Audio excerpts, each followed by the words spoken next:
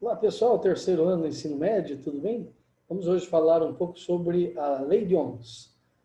Bem, a primeira lei, né? Ele fez alguns experimentos e tirou algumas conclusões, de certa forma até empíricas, né? Ele pegou um corpo, uma barra, por exemplo, de um material com uma certa característica, ligou um voltímetro, né, e um amperímetro. Então aqui o voltímetro é a nossa tensão elétrica. E o amperímetro mede a corrente. Nós já vamos falar um pouco mais sobre isso. E percebeu que entre esses dois valores medidos tinha uma relação. E conforme ele ia mudando a posição do contato, ele percebia que essa relação gerava um certo valor que ele chamou de resistência, que a grosso modo é a dificuldade que o elétron tem de passar por dentro do corpo, né? Então existia uma relação proporcional entre a tensão e a corrente, dada, na verdade é escrito U igual a RI, portanto a resistência é U dividido por I. Então, se você divide a tensão pela corrente, existe uma proporção e dá a resistência elétrica do corpo. Então essa é a lei de Ohms. A lei de Ohm. Ohm é o sobrenome dele, o nome era George Simon Ohms. Então, tá aí. Essa relação entre tensão e corrente me dá a chamada resistência elétrica, que a grosso modo, para você criar na cabeça aí uma condição mais lúdica, né?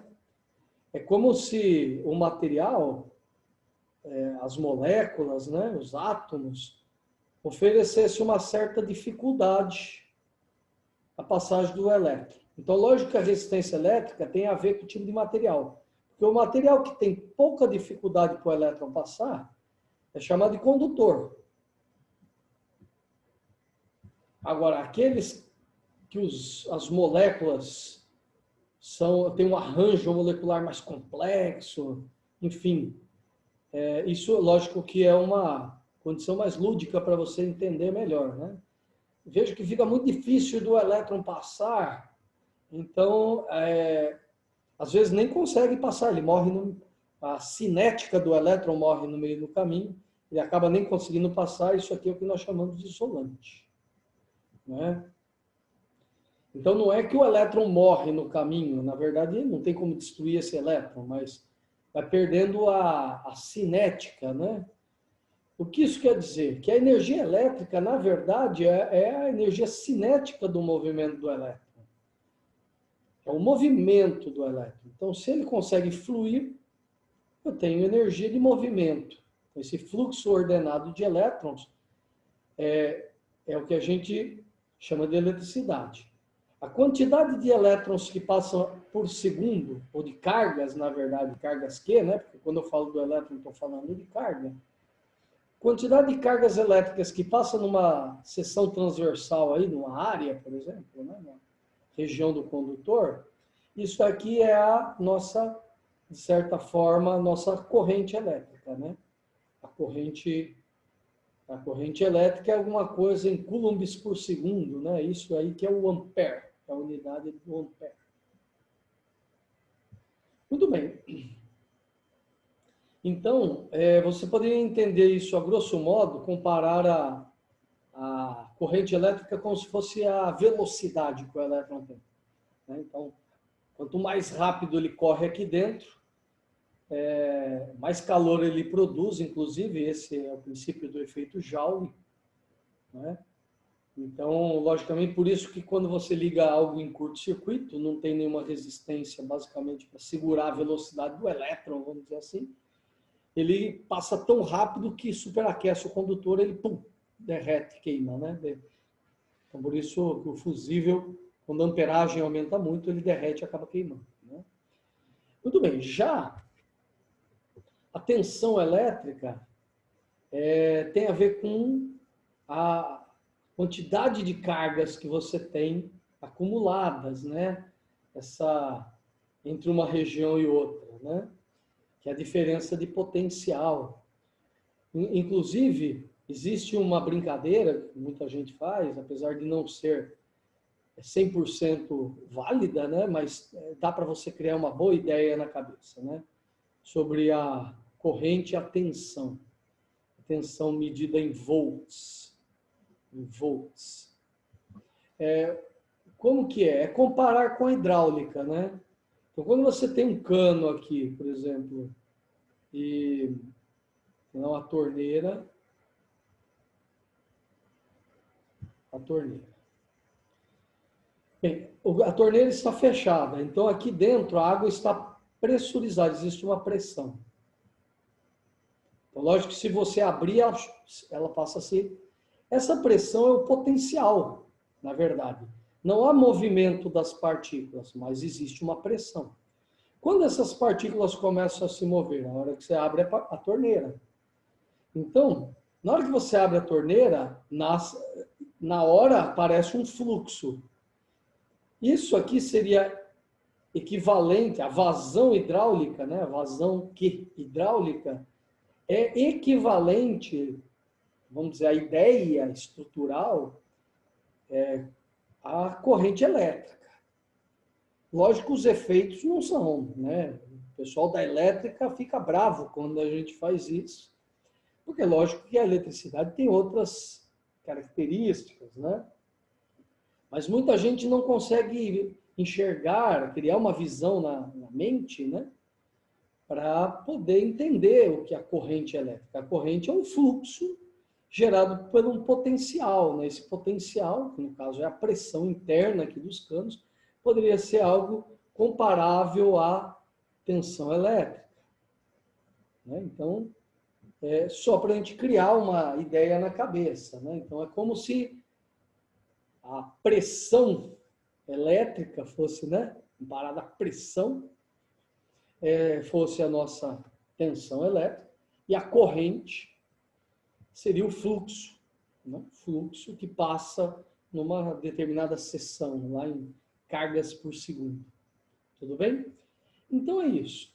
Quando, logicamente, que se o cano é mais rugoso, a água sofre mais para passar dentro desse cano todo rugoso, cheio de incrustações, por exemplo, canos de cozinha, por exemplo, estão todos incrustados aí de gordura, sujeira.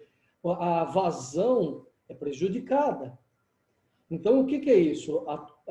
Mecanicamente, hidraulicamente falando, também existe uma resistência à passagem do fluxo. Você pode entender, né? Dessa maneira, o tipo de material pode favorecer a passagem dos elétrons ou dificultar a passagem dos elétrons. Então, é isso, né? Bem, um exemplo numérico. Vamos pegar um exemplo numérico para vocês verem como é simples. Vou pegar aqui do nosso planinho de aula.